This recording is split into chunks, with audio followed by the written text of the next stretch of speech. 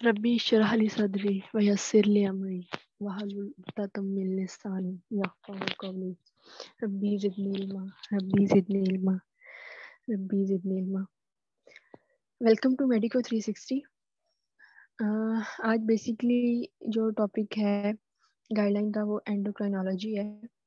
ये टॉपिक ना उसमें भी कवर होता है, फिजियो में भी कवर होता है, लेकिन ये बात है कि अगर आप एक से कर लें तो दूसरे से कवर हो जाएगा, तो ऐसा बिल्कुल भी नहीं है, क्योंकि जो बायोकेम में जो एंडोक्राइनोलॉजी में चीज़ें डिस्कस होंगी वो थोड़ी अलग है और जो फिजियो में होंगी वो थोड़ी अलग है। तो इसलिए दोनों को अलग अलग तरीके से प्रिपेयर करना है, और दोनों को अच्छे से प्रिपेयर करना है। सबसे पहले टेबल ऑफ स्पेसिफिकेशन देख लेते हैं। जो इसकी वेटेज है उसमें ना बेसिकली एमसीक्यू ज़्यादा है, तो और एक एससीक्यू है। एमसीक्यूज अच्छे से प्रिपेयर करना है। आगे बुक्स में सत्या और हार्पर आती है।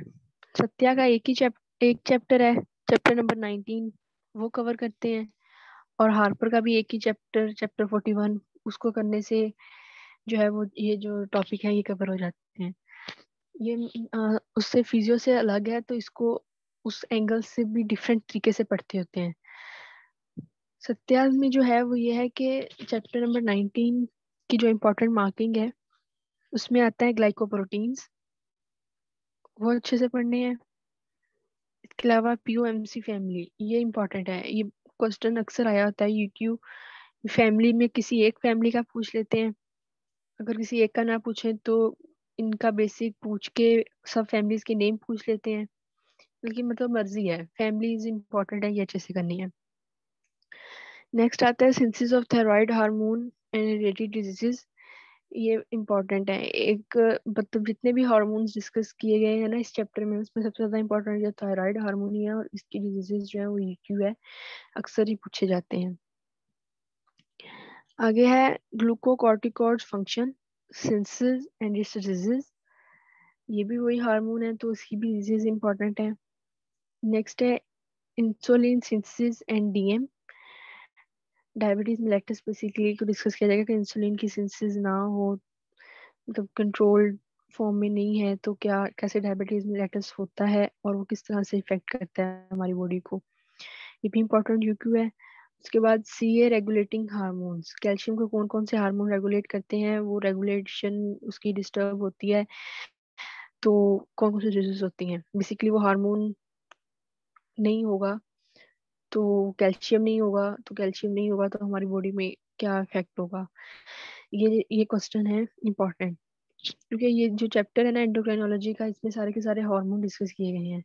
मेजर हार्मोन में थायराइड और ग्लूकोकॉर्टिकॉइड्स आते हैं, वो अच्छे से करने हैं। इसके अलावा इंसुलिन और कैल्शियम रेगुलेटिंग हार्मोन्स, वो अच्छे से करने हैं।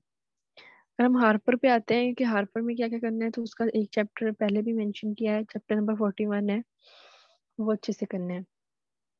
बायोमेडिकल इंपॉर्टेंस, जब भी आप हार्पर से कुछ चैप्टर करने लगे ना, तो बेशक मेंशन किया हो या ना किया हो, तो बायोमेडिकल इंपॉर्टेंस लाजमी करें, क्योंकि अब पूछ ली जाती है, सवाइवाज में पूछ लेते होते हैं, क्योंकि चैप्टर के स्टार्ट में सबसे पहली चीज जो होती है वो बायोमेडिकल इंपॉर्टेंस नहीं होती है हार्पर पे, तो उसको अच्छे से एक बार रीड किया करें। टेबल 41.3 और 41.4 जो है वो इम्पोर्टेंट है, अच्छे से करने हैं। How hormone is fully modified, modification of hormone, ये हार्पर पे टॉपिक है, इम्पोर्टेंट है, ये क्वेश्चन आता होता है।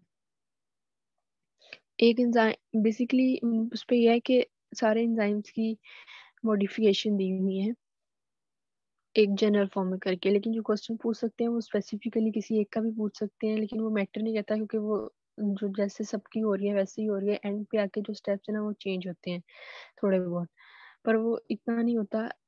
जो आपको बेसिक चीज आनी चाहिए वो हार्मोन की मॉडिफिकेशन आनी चाहिए कि हार्मोन मॉडिफाई होता कैसे है।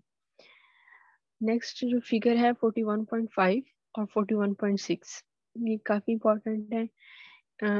इसके स्ट्रक्चर्स हैं बेसिकली, तो चीज उसको डिस्कस किया गया है रिएक्शन के स्टेप को, तो वो अच्छे से करना है। आगे insulin as a pre pro hormone and its modification, insulin का पहले भी पूछा गया है कि इंसुलिन की सिंथेसिस कैसे होती है और डायबिटीज में लेटेस्ट क्वेश्चन सत्या से करना है, और जो यहाँ से टॉपिक करना है वो उसकी मॉडिफिकेशन जो है वो अच्छे से करनी है।